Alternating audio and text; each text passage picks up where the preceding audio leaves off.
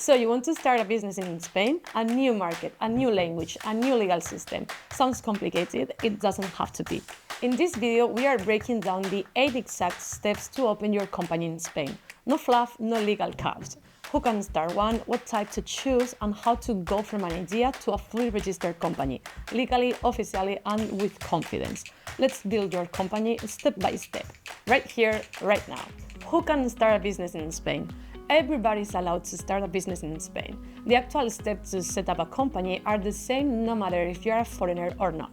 What's different is the need to become a legal resident in the country, which creates an extra prior step you will need to realize. So there are two possible cases. If you are from any country in the European Union, the procedure is straightforward. You just need to get your NI number or your registry of the European citizen, and then you can simply move to the constitution part.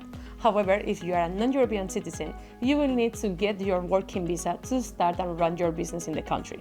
In that sense, there are two different working residencies that can allow you to carry the process out: the entrepreneur visa and the work permit as a self-employed individual.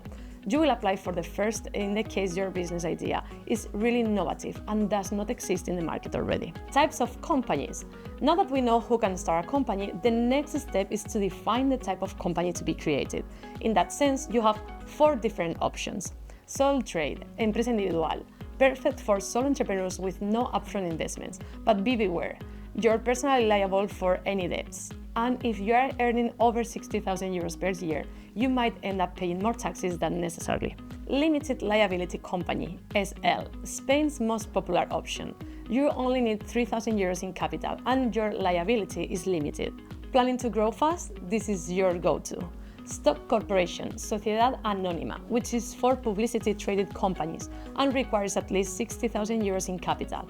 It's built for large-scale operations. Finally, the branch office, which is the right option if you already have a business abroad and want to expand into Spain.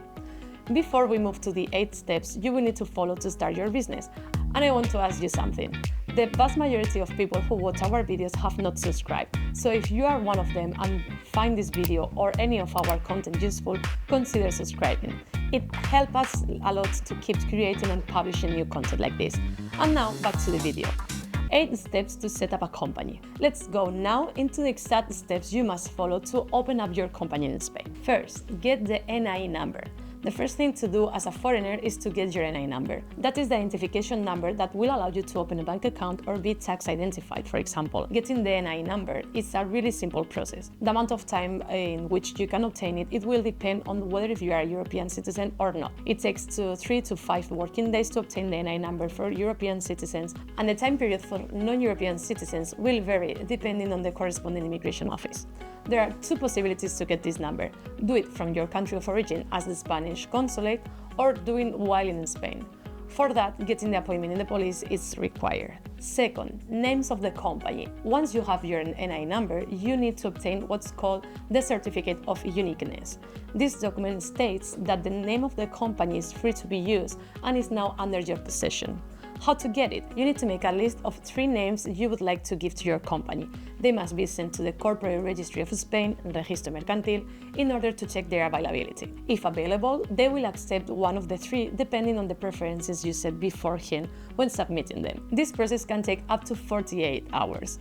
This will be the official name of the company, which will appear on your invoices and other documents. Nevertheless, you can ask the registry for an additional name to be used in other non-legal situations or purposes. Third, opening a bank account for your business.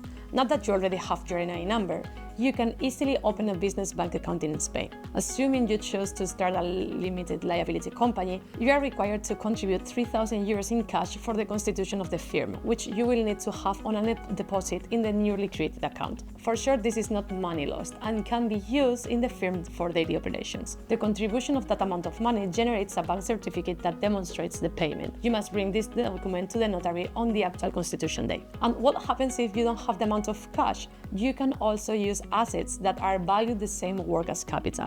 For example, you can use your computer, your phone, or any other assets that is similar and that can sum up to that amount. Fourth, establishing the shareholders of the company. At this point, you need to decide how many and who will be the shareholders of the company. Besides, determining who the director of the company will be is a required step. In that sense, there are two different types of directors. First of all, we find the corporate director, the director mercantil.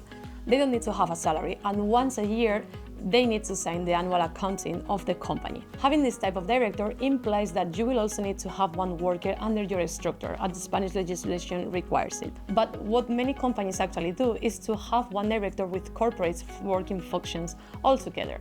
So the need to have an employee is eliminated. Once that it is decided, you just need to create the shareholder agreement, defining each shareholder and the share percentage each has.